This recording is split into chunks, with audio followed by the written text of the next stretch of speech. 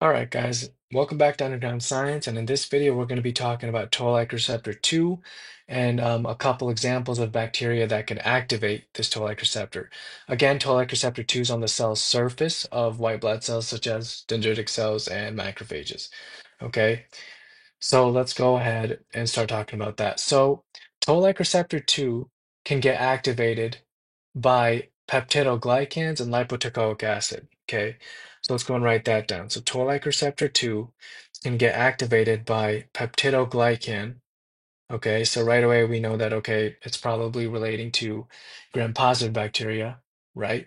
Peptidoglycan, which is part of the cell wall of gram-positive bacteria, and lipoteichoic acid. These two things can activate toll-like receptor 2.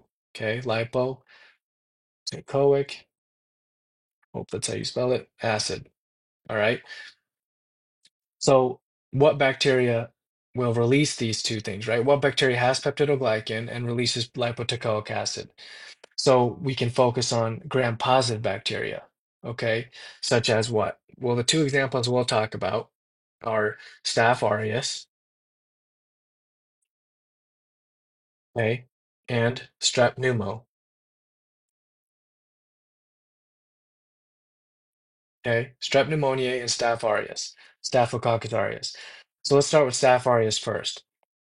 So let's say you have a wound and Staph aureus enters, right? So we're gonna focus on the toll-like receptors, not the full immunology of how everything works. So how will what significance does toll-like receptor 2 have? So we've been using macrophages as our examples, right? So let's use macrophages again as our examples. Okay, so let's say this is our nucleus, all right, of our macrophage. Of course, a macrophage is going to try to engulf and phagocytose and present it to T cells and all that.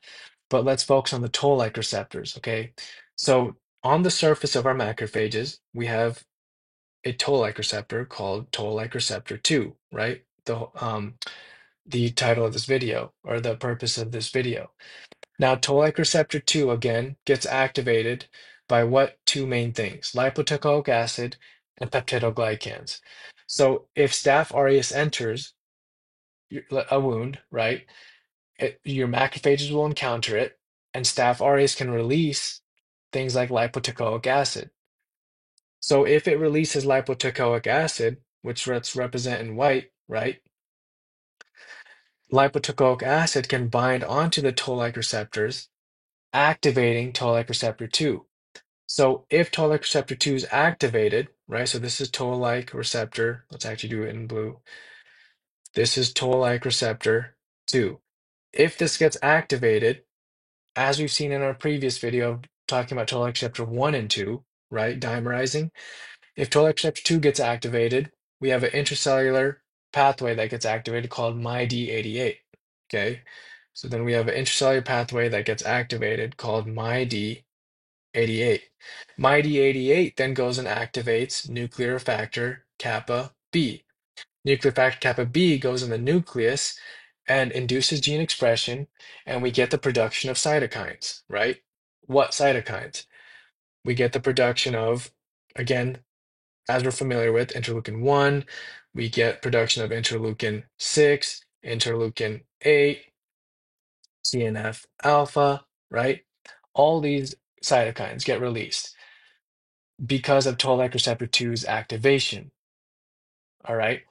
So again, TNF alpha will obviously, all these cytokines overall will induce inflammation, right? So TNF alpha can, for example, induce vasodilation, right? So you may see redness and swelling. Interleukin 8, as we know, is famous for attracting and activating neutrophils, right? So it attracts neutrophils. And of course, in Staph aureus, especially if it enters in a wound, you get neutrophil activation. It goes to the site of infection and it basically engulfs bacteria, right? Engulfs the Staph aureus, destroys it. And the end result of this neutrophils working on the Staph aureus is an abscess filled with pus, right? So you get pus formation due to the neutrophils.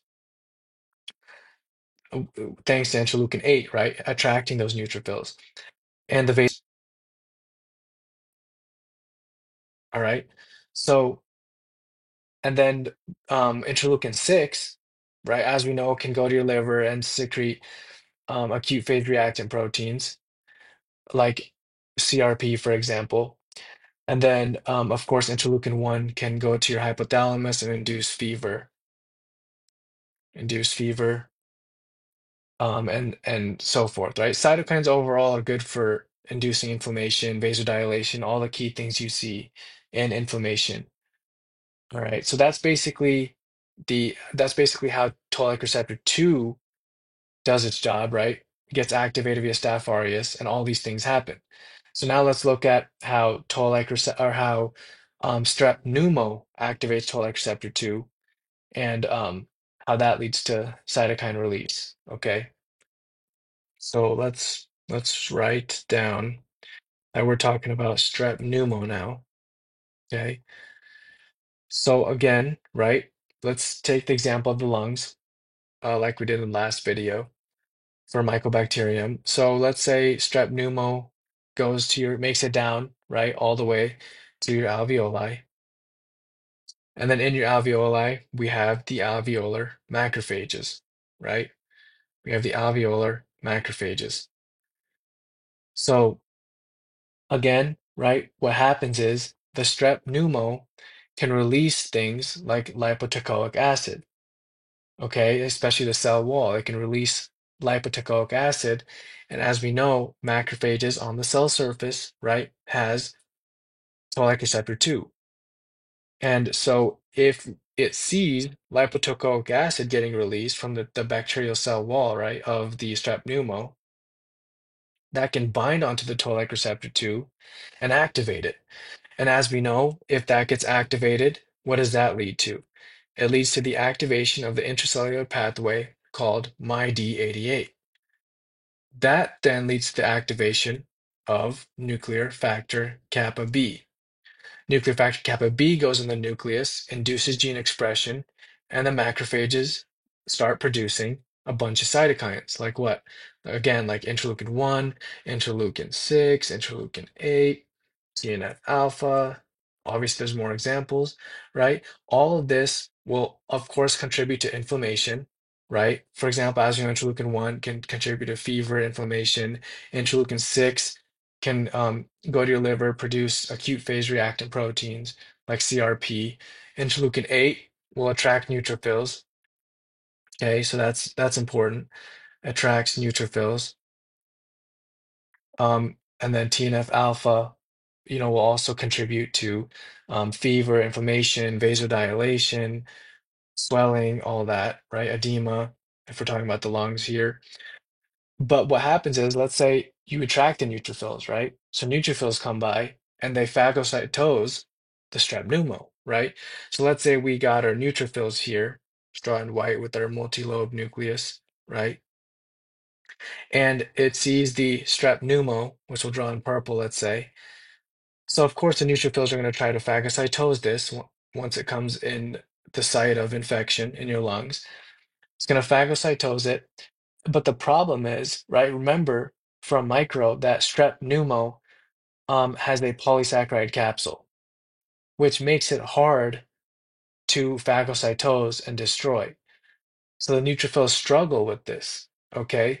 And so just know that for strep pneumo, it has a polysaccharide capsule, so you can't just take care of it by the neutrophils coming and phagocytosing it. You actually need opsonization. So remember the complement pathway, right? The complement pathway, which we'll talk about in a future video. But if we're talking about opsonization, what I'm saying is you need antibodies in order to fully take care of strep pneumo due to the polysaccharide capsule. Okay, so usually you would have some sort of complement pathway. So let's say this is your pathogen, right? In this case, strep pneumo.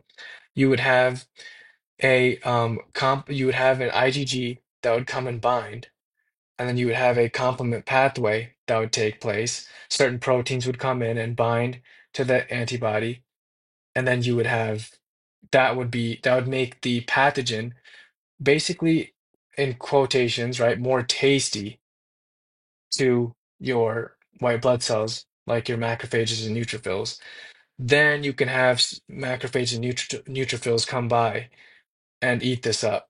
Okay, so it'd come by and then phagocytosis. That's what opsonization is.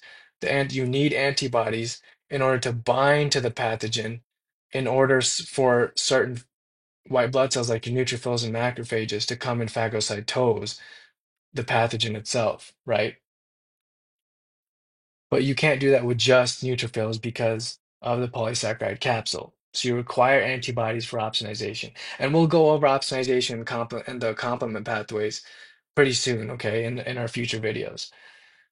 So, but that's basically how it works for strep pneumo, right? It's basically similar. It's pretty similar to Staph aureus, right? In terms of activation of toll-like receptor 2, activation of MyD88, activation of nuclear factor kappa B, and release of cytokines. Okay, so that's the benefit of having toll-like receptors, right? You can actually release cytokines, induce fever, activate your immune system, so you can fight off these pathogens well. Because imagine if you had a defect in your toll-like receptor 2, then you would have increased susceptibility to pneumococcal infections, right? To strep pneumo. And that would be horrible because, as we know, if strep pneumo is left untreated, right, that bacteria can enter the bloodstream, obviously cause sepsis and meningitis and whatnot. So that's why, toll-like receptors are important to be aware of and how they work. So that's basically it for this video covering toll-like receptor 2. I hope it wasn't too confusing and you guys learned a little bit. And I hope to see you guys in my future videos. Thanks for watching.